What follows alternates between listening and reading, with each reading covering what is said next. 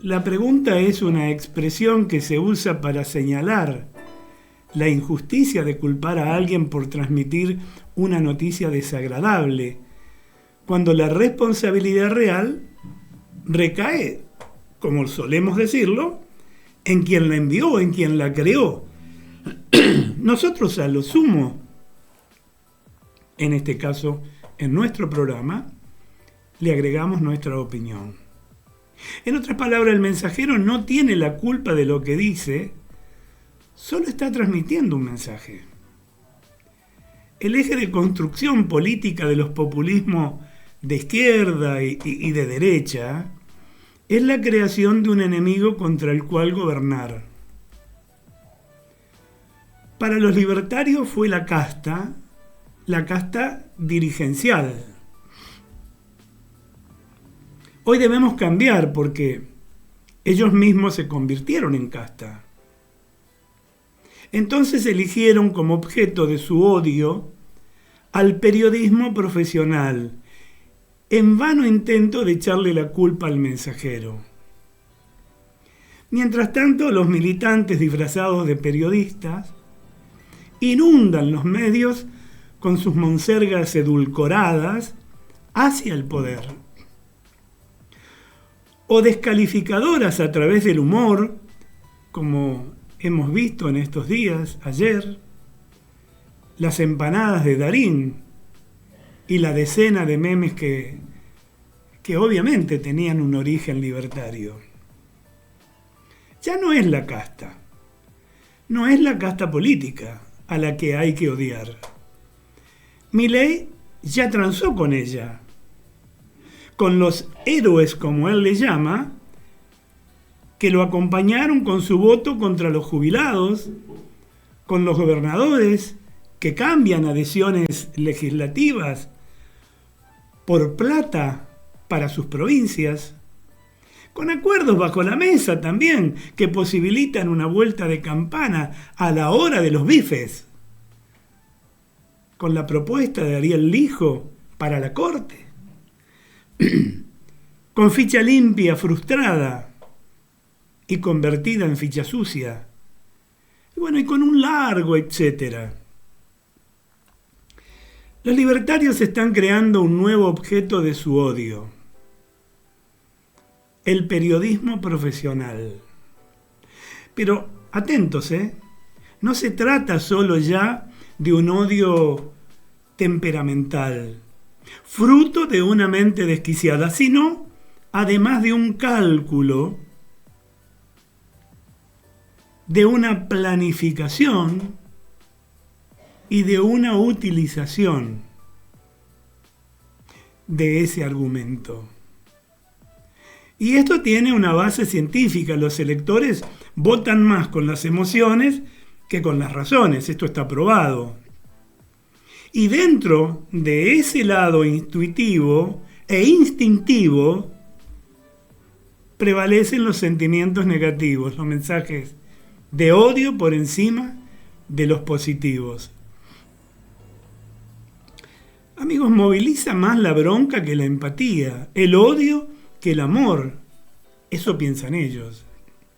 Haber negado el saludo en el Te Deum por el 25 de mayo al jefe de gobierno y a su vicepresidente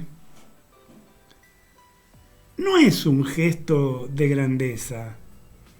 Es un gesto de educación que resalta la soberbia, la descalificación, la agresividad, la violencia gestual,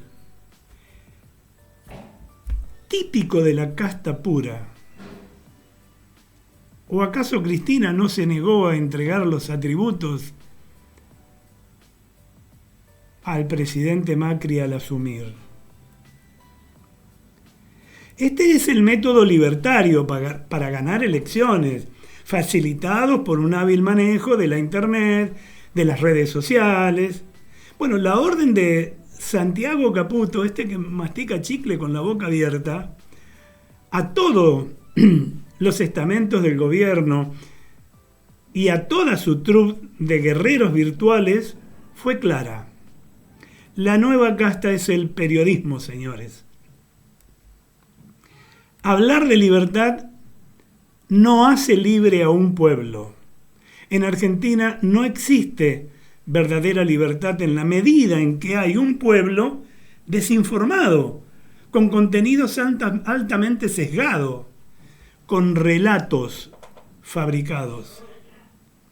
Para entender el método del odio en la política es muy bueno leer el conocido libro del italiano Giuliano da Empoli, que recomiendo como siempre. Se titula Los ingenieros del caos, que incluso da un primer ejemplo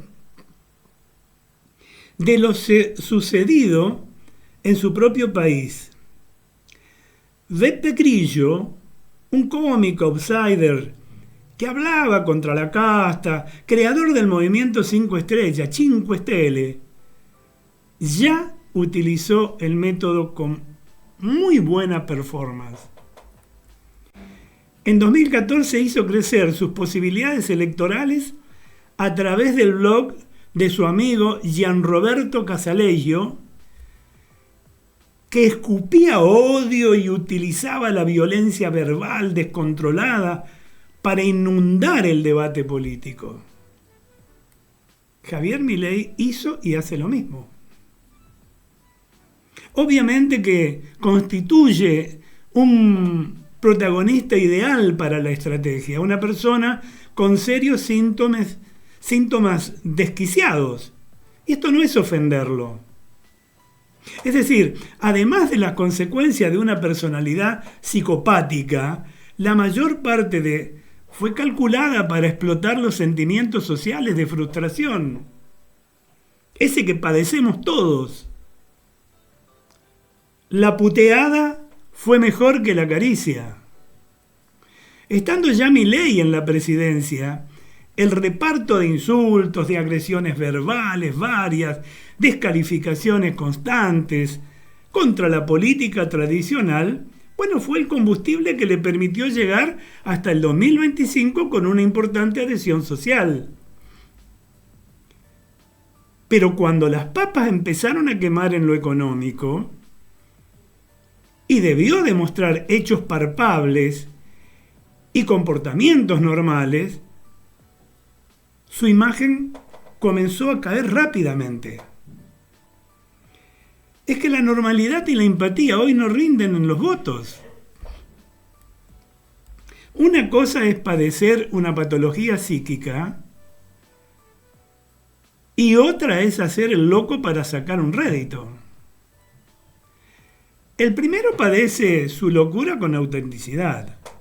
El otro lo hace con cálculo de conveniencia.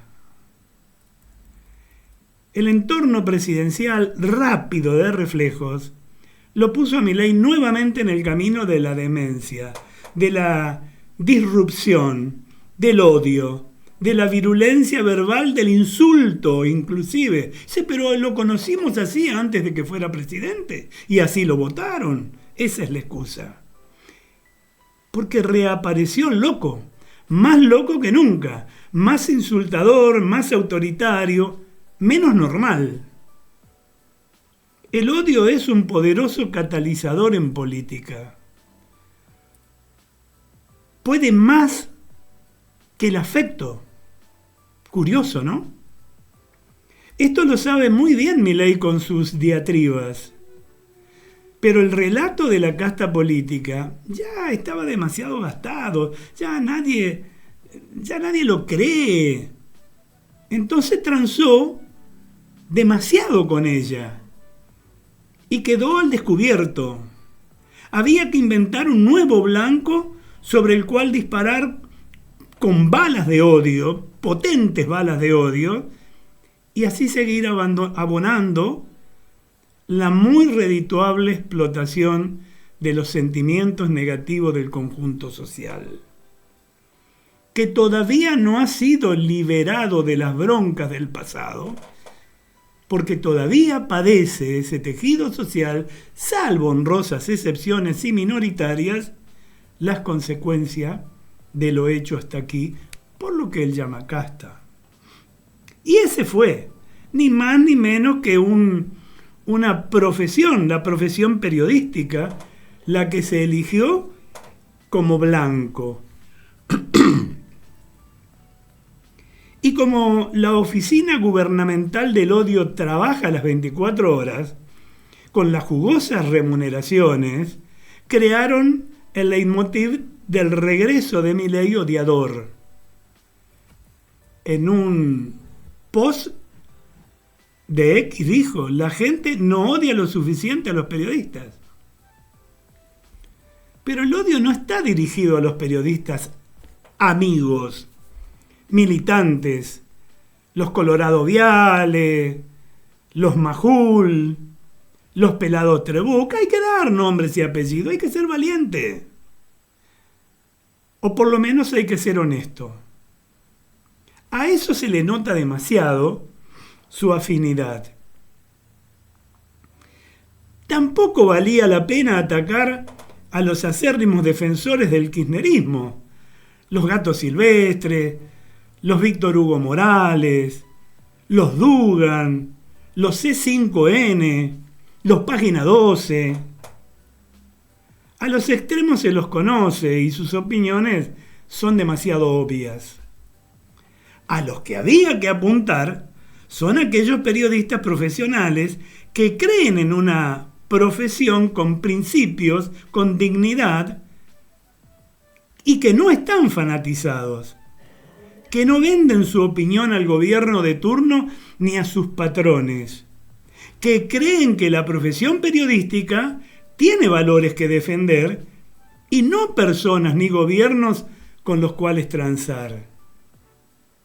Y de este modo, cayeron bajo las balas insultantes del presidente, de sus funcionarios y de los troles, los Morales Solá, los Carlos Pagni, los Lanata,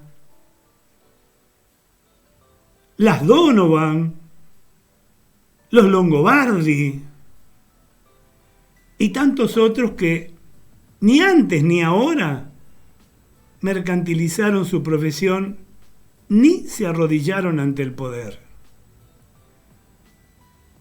Y sus cultores siempre están dispuestos a dar un paso más.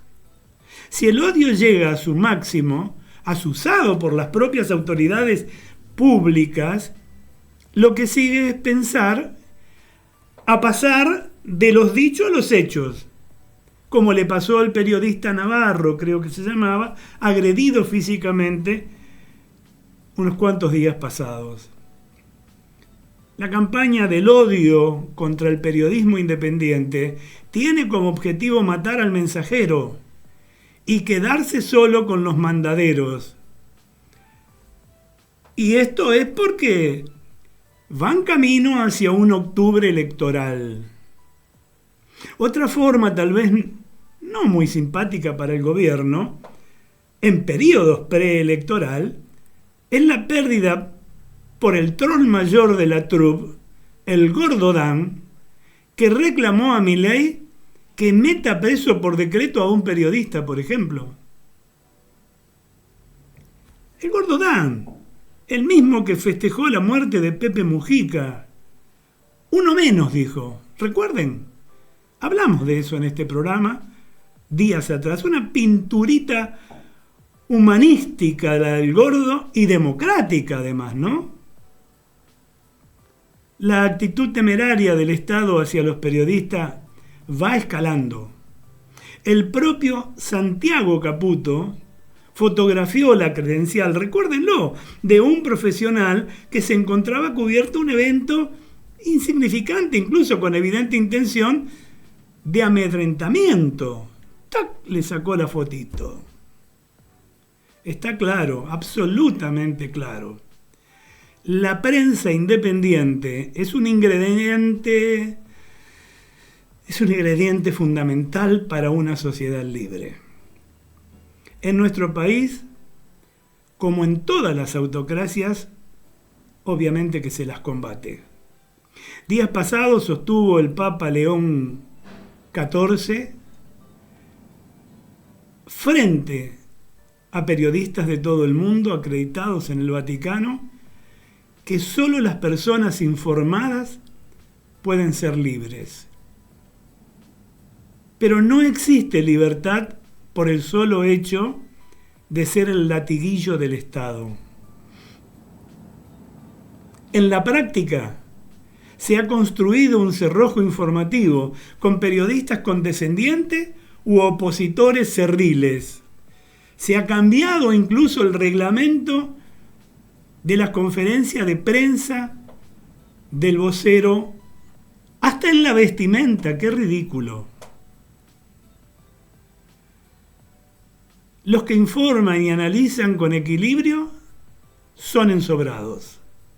Se sostuvo que las redes sociales construirían un medio de democratización de la palabra, darían voz a los que no la tuvieran, serían instrumentos portadores del debate público. Esa es la teoría libertaria, pero no. La terrible indigencia conceptual, los contenidos tópicos, la manipulación de las mentes, la utilización de algoritmos para sesgar las opiniones, el método favorito con que el poder maneja a la opinión pública, han convertido las redes en todo lo contrario. A la par del crecimiento geométrico del instrumento tecnológico, también crece la desinformación, que nos convierte en idiotas útiles al servicio de los marcachifles del mercado y del poder. Mientras tanto, el periodismo profesional de información, de investigación, de opinión, decrece y pasa a formar parte del enemigo que hay que derrotar. Eso piensan. Amigos, matar al mensajero y quedarse solo con los mandaderos, ese es el verdadero objetivo.